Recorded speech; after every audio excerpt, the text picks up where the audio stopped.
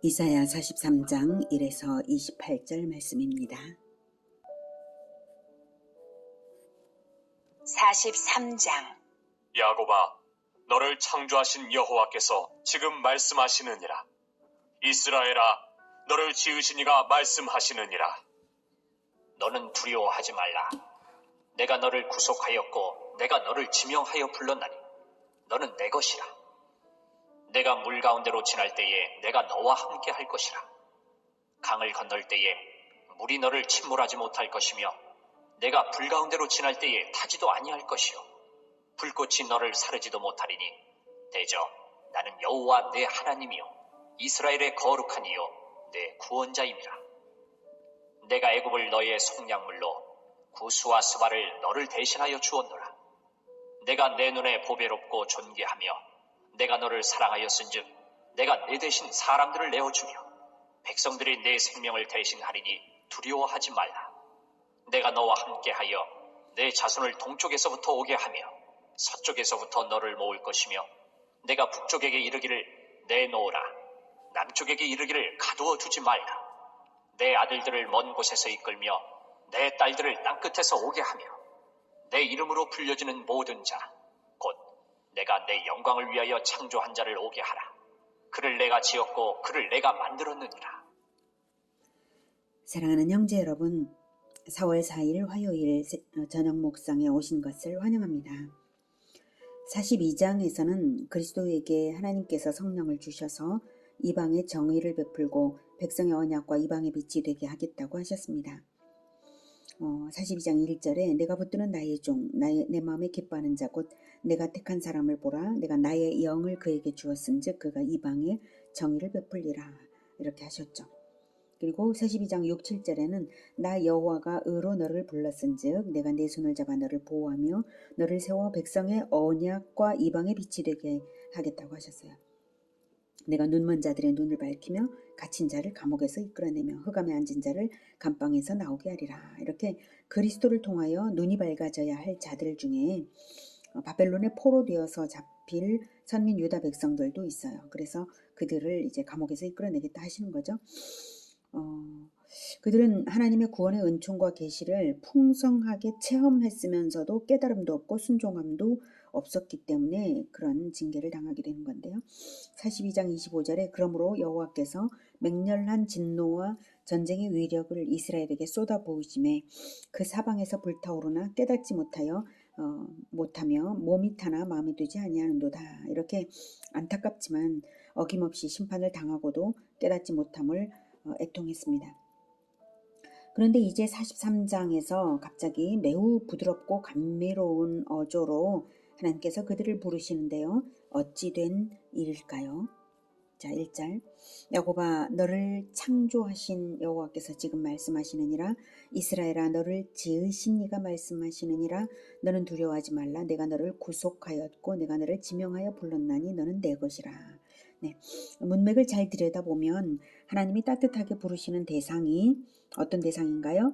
지음받은 자, 구속받은 자, 지명하여 부르심받은 자, 즉 사명을 받은 자, 그리고 내 것, 즉 하나님의 소속이 분명한 자임을 알 수가 있습니다. 여기서 지음받은 이스라엘이라는 것은 천지만물과 온 인류가 지음받았다는 일반적인 창조를 말씀하시는 것이 아니라 구속하여서 새 영혼으로 창조된 그것을 말씀하시는 것입니다. 하나님의 백성으로서 정체성이 분명하게 된 자들을 말합니다. 그리스도의 구속의 역사로 말미암아 성령을 받아서 새롭게 거듭난 자들을 말씀하시는 것입니다. 이 사람들은 새롭게 거듭나서 새로 지음받았으므로 새하늘과 새 땅, 새로 지음받을 새 거주지인 새하늘과 새 땅에 들어갈 수 있는 자들인 거죠. 바로 이것이 하나님의 역사를 진행하시는 하나님의 목적입니다. 하나님께서 무조건적인 구속의 은총을 베푸심으로 그 은혜에 감동하여서 진정 변화되어 살아가는 자들이 진정 부르심을 받은 자들입니다. 2절 네가 물 가운데로 지날 때에 내가 너와 함께 할 것이라. 강을 건널 때에 물이 너를 침몰하지 못할 것이며 내가 불 가운데로 지날 때에 타지도 아니할 것이요 불꽃이 너를 사르지도 못하리니. 물과 불은 선민 이스라엘이 직면하게 되는 갖가지 환난을 의미하죠. 출애굽 때 하나님의 권능으로 홍해를 건너므로써 애굽의 노예 생활을 벗어난 것처럼 바벨론에서 돌아올 때도 난관이 있겠지만 보호하시면서 바벨론에서 끌어내실 것을 의미하시는 거죠. 불 가운데로 지날 때에 불꽃이 너를 사르지도 못할 것이라는 말씀은 문자적으로도 성취되었습니다. 다니엘의 세 친구가 우상에 절하지 않았다고 해서 박해를 당하여서 풀무불에 던져진 일이 있죠. 그때 그 불 가운데에서도 구원을 받았어요. 이처럼 다니엘과 세 친구 같이 여호와 하나님의 백성으로 거듭나서 정체성 분명하게 부르심받은 인생을 살아가는 이스라엘이라면 하나님께서 절대 주권으로 보호하시는 것입니다. 3절 대저 나는 여호와 내 하나님이요 이스라엘의 거룩한 이요 내 구원자임이라. 내가 애굽을 너의 속량물로 구스와 스바를 너를 대신하여 주었노라. 하나님께서 하나님의 속성을 나타내는 이름 여호와를 천명하시면서 하나님이 이루실 구원이 확실함을 보증하고 계십니다. 내가 애굽을 너의 속량물로 구스와 스바를 너를 대신하여 주었노라. 이것은 이스라엘의 해방을 위해서 바사 제국에게 애굽과 구스와 스바를 넘기셨다라는 뜻입니다. 구스는 에디오피아이지만 애굽과 동일시되기도 하고요. 스바는 구스와 동의어로 사용되기도 하므로 동일한 의미를 반복하여 강조한 것으로 보여집니다. 아무튼 이 뜻은 바사 제국을 일으키실 때에 여러 나라들을 바사 제국에 붙이셨는데 그렇게 바사 제국을 그렇게 하면서까지도 일으키신 것 자체가 이스라엘의 해방을 위하여 하나님께서 하신 일이라는 뜻입니다. 실제로 바사왕 고레스는 애굽 정복의 발판을 마련하기 위해 이스라엘 백성들을 본국으로 돌려보내서 예루살렘 성을 재건하게 했다고 합니다. 그러고 나서 고레스의 아들 캄비세스 2세가 주전 527년에 애굽을 정복했습니다. 제국의 역사는 하나님 손안에 있는 것입니다. 인류 역사, 제국의 역사는 물론 인류 역사가 하나님의 손안에 있는 것이죠. 이렇게 애굽을 넘겨주시면서까지 작은 이스라엘을 해방시키시면서 제국의 역사를 움직이시면서까지 그렇게 하시는 이유는 오직 하나님의 사랑 때문입니다. 4절 내가 내 눈에 보배롭고 존귀하며 내가 너를 사랑하였은즉 내가 네 대신 사람들을 내어주며 백성들이 내 생명을 대신하리니 두려워하지 말라. 내가 너와 함께 하여 네 자손을 동쪽에서부터 오게 하며 서쪽에서부터 너를 모을 것이며 내가 북쪽에게 이르기를 내놓으라 남쪽에게 이르기를 가둬두지 말라. 내 아들들을 먼 곳에서 이끌며 내 딸들을 땅끝에서 오게 하며 내 이름으로 불려지는 모든 자 곧 내가 내 영광을 위하여 창조한 자를 오게 하라. 그를 내가 지었고 그를 내가 만들었느니라. 네. 이스라엘이 왜 보배롭고 존귀할까요? 네. 4절에 그들의 태생이 어떠해서가 아니라 다만 하나님께서 언약을 주어 부르셨기 때문이고요. 하나님께서 비전을 가지고 수고하시면서 핏값으로 대속하여 재창조하셨기 때문입니다. 하나님의 아들 그리스도의 생명으로서 대속하심으로 하나님의 영광이 되며 하나님의 눈에 그리스도와 동일하게 지극히 보배롭고 존귀한 것입니다.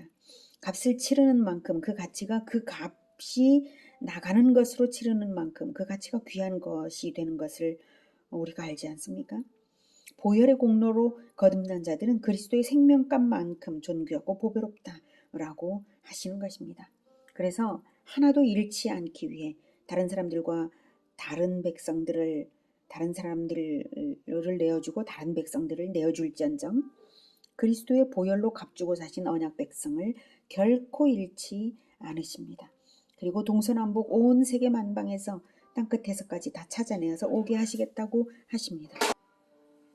그렇게 하시는 이유는 7절 내 이름으로 불려지는 모든 자 곧 내가 내 영광을 위하여 창조한 자를 오게 하라. 내가 지었고 그를 내가 만들었기 때문에 네가 다 부르겠다라고 하시는 놀라운 선교 비전입니다. 세계 선교 비전을 이렇게 제시하고 계신 것입니다. 하나님의 이름으로 불려지는 자들이기 때문에 하나님께서 자기 영광을 오직 그리스도에게만 링크해 놓으셨기 때문에 하나님의 이름으로 불려진다는 것은 그리스도 안에 있는 자들을 말하죠. 그래서 하나님의 이름으로 불려지는 자들이기 때문에, 새롭게 창조되어서 그렇게 불려지는 자들이기 때문에 하나님께서 하나도 잃지 않으시겠다라고 하십니다. 이사야 42장 8, 9절에서 말씀하셨죠. 나는 여호와이니 이는 내 이름이라 나는 내 영광을 다른 자에게 주지 아니하리라고 하셨습니다. 오직 그리스도에게만 하나님께서 하나님의 영광을 주신 것이고, 오직 그리스도 안에서만 우리는 하나님의 영광을 반사하는 자들이 되는 것입니다.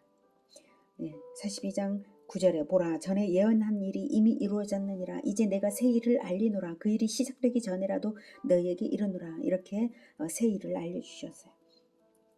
하나님의 영광을 다른 자에게 우상에게 주지 아니하리라 하셨으니, 오직 그리스도에게만 하나님의 이름이 있고 하나님의 영광이 있고 그것을 이루어 가시는 일이 바로 하나님의 새 일입니다. 그래서 그리스도의 십자가 보혈의 공로를 믿고 영접한 자들에게 성령을 주시고 거듭나게 하사 재창조하셨으므로 내가 내 영광을 위하여 창조한 자를 오게 하라. 그를 내가 지었고 그를 내가 만들었느니라 하시는 것입니다. 그렇게 온 세계 만방에 복음으로써 새롭게 재창조하시면서 부르시는 것입니다. 그들을 단 한 사람도 하나님이 잃지 않으십니다. 온전히 그리스도 위에 그리스도를 영접하여서 변화된 사람을 하나님은 결코 잃지 않으십니다. 8절. 눈이 있어도 보지 못하고 귀가 있어도 듣지 못하는 백성을 이끌어내라.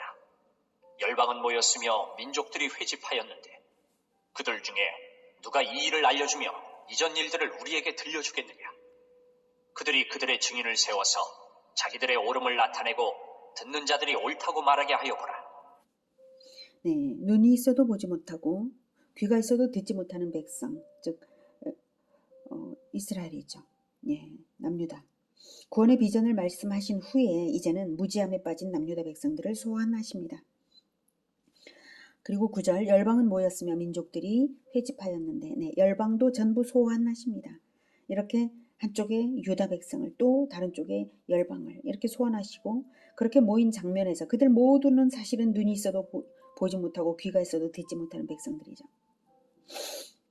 그렇게 모인 장면에서 유다 백성들더러 보란 듯이 열방에게 요구하십니다. 그 열방 중에 아무도 바벨론 포로 귀환의 놀라운 일을 예견한 자도 없었고 과거로부터 준비되어 온 구원 역사를 알려줄 수 있는 자도 없었음을 말합니다. 그리스도를 보내셔서 하나님께서 구원하실 그 대속의 역사를 예견한 자도 없고 알려줄 수 있는 자도 열방에는 없었습니다. 그들 중에 누가 이 일을 알려주며 이전 일들을 우리에게 들려주겠느냐. 이런 장면은 아마도 재판석이겠죠. 모든 사람들을 소환한 장면이니까요. 그래서 남유다가 선망하며 숭배했던 우상들의 나라 열방에게 어디 자기들의 정당성을 증명하여서 심판을 면제받을 근거가 있는지 들이대보라 하십니다. 그들이 그들의 증인을 세워서 자기들의 옳음을 나타내고 듣는 자들이 옳다고 말하게 하여 보라. 안 될 것이다 이거죠. 아무도 자기의 옳음을 말할 수 없고 정당성도 없고 자기들을 위해 증인을 세우지도 못합니다. 열방이 그렇다는 것은 열방의 우상들이 그렇다는 것이고요. 오직 여호와 하나님께만 정당성이 있으시고 구원자이시고 자기의 증인들을 부르셔서 자기를 증거하게 하시는 분이십니다. 그러니 이스라엘더러 증인으로 살아야 합당하지 않겠느냐 하시는 것이죠.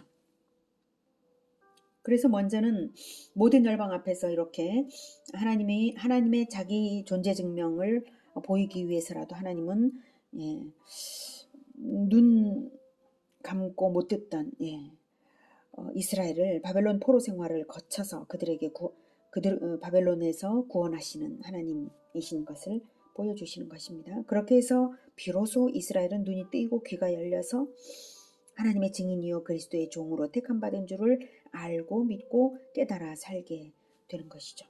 10절. 나 여호와가 말하노라.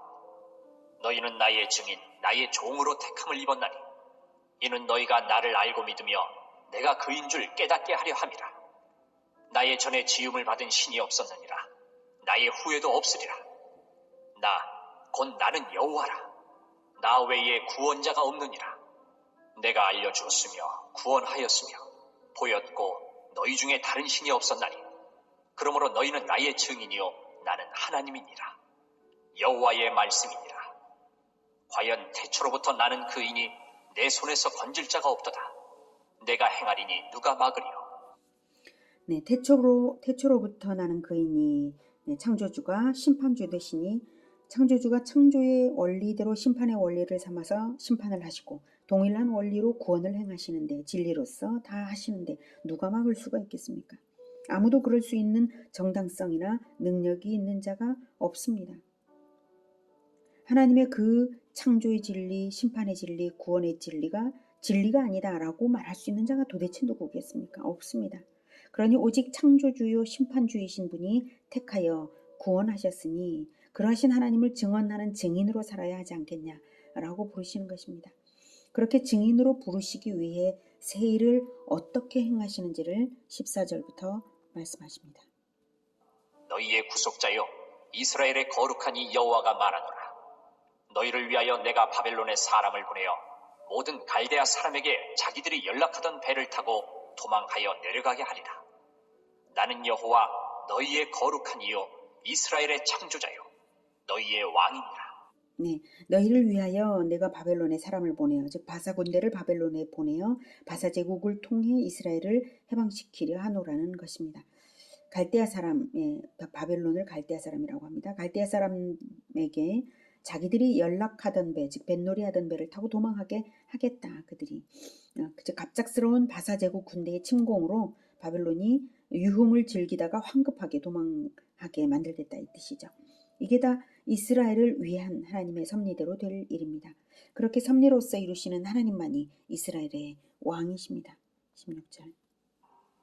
나 여호와가 이같이 말하노라.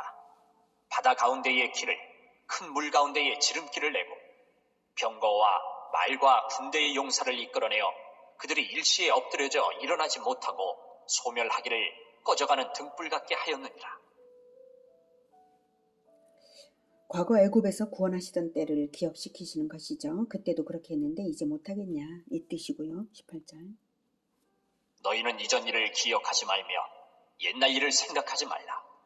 보라, 내가 새 일을 행하리니 이제 나타낼 것이라.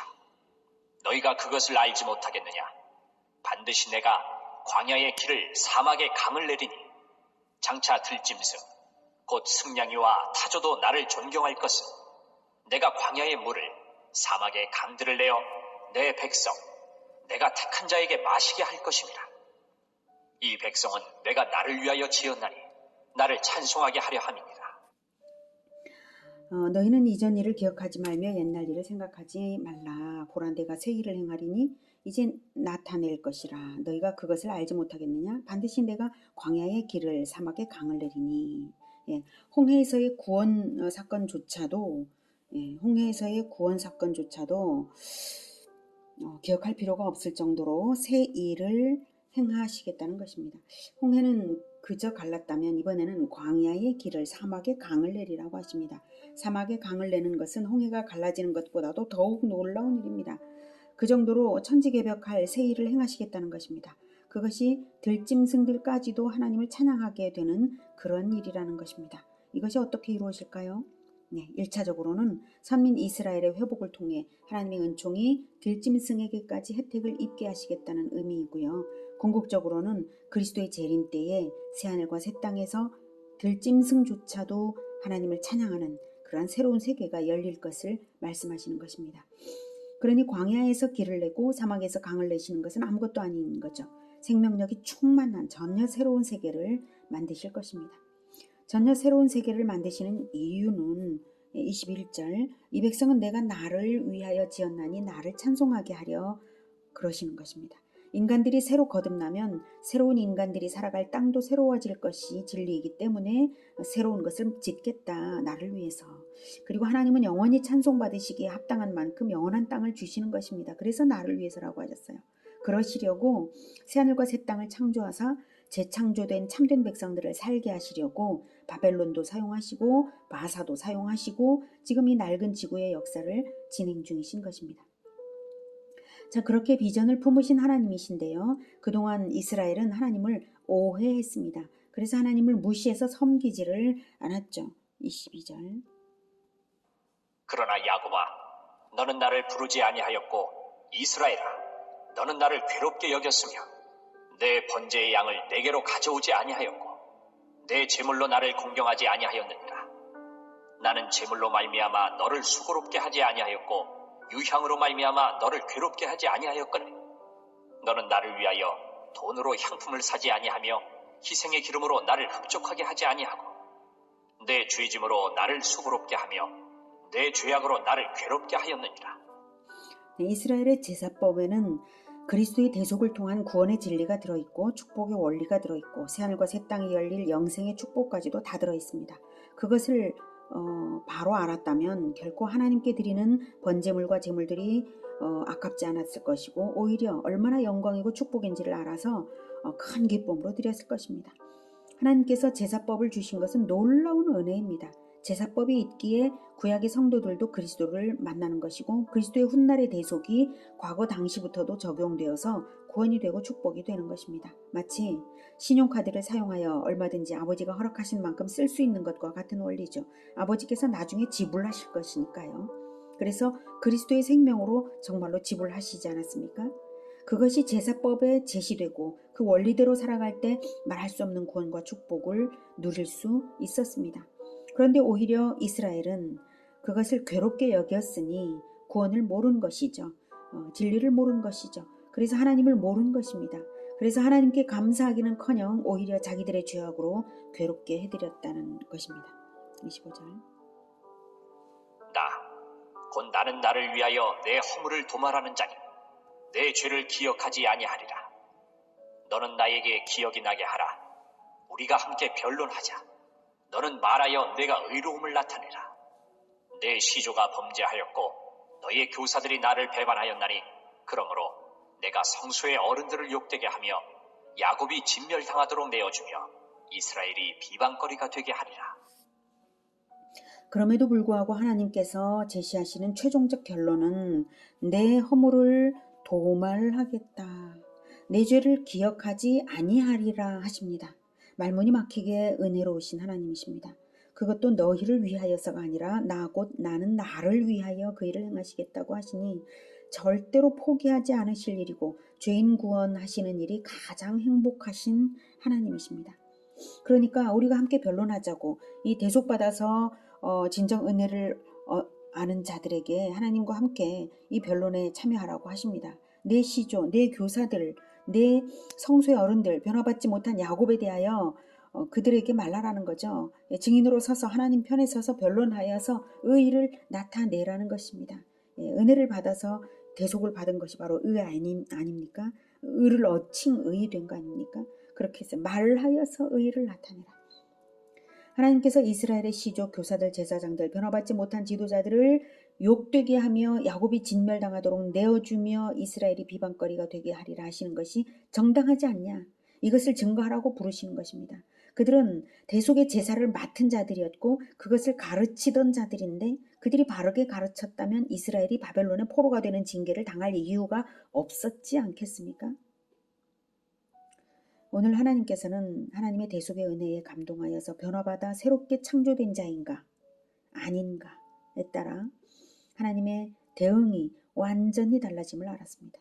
하나님의 새 일은 태초로부터 시작되어서 십자가의 대속으로 정점을 이루고 부활과 성령 강림으로 실현되었고 지금도 진행되는 것은 최후의 심판과 새하늘과 새 땅을 향한 것입니다. 이것이 하나님의 새 일입니다. 그러니 우리가 하나님의 부르심에 응답하여서 창조주, 심판주, 구원주이신 하나님의 증인들로 살아야 하지 않겠습니까? 그렇게 살아가는 우리 모두가 되기를 기원합니다. 기도하겠습니다. 하나님, 창조주, 심판주, 구원주이신 하나님, 우리를 너무나 사랑하셔서 은혜로 구원하여 주셨사오니 우리는 이제 창조주, 심판주, 구원주 되신 유일하신 하나님의 증인으로 살아가겠습니다. 주님, 과거의 사람들이 성경 말씀을 가르치면서도 그 진리를 알지도 못하고 올바로 행하지도 못하고 올바로 가르치지 못했던 그 일을 생각할 때 참으로 안타깝습니다. 그러한 일이 이제는 현대에는 우리에게는 결코 생기지 않을 수 있기를 간절히 원합니다. 그러나 지금도 하나님의 진리의 말씀을 깨닫지 못하여서 우매한 가운데 있는 자들을 봅니다. 하나님 아버지, 우리만큼은 하나님의 증인으로 끝까지 살아갈 수 있도록 도와주시고 우리 입술을 통하여서 하나님의 진리의 말씀, 구원의 진리가 전파되도록, 그래서 많은 사람들을 구원하도록 주님 도와 주시옵소서. 증인으로 살아갈 때에 하나님께서 늘 함께 하심을 믿습니다. 주님 참으로 보호하시며 복되게 하신다는 약속을 언제나 기억하겠습니다. 주님 함께하여 주시옵소서. 예수 그리스도 이름으로 기도드립니다. 아멘. 이어지는 시간은 개인 기도 시간입니다.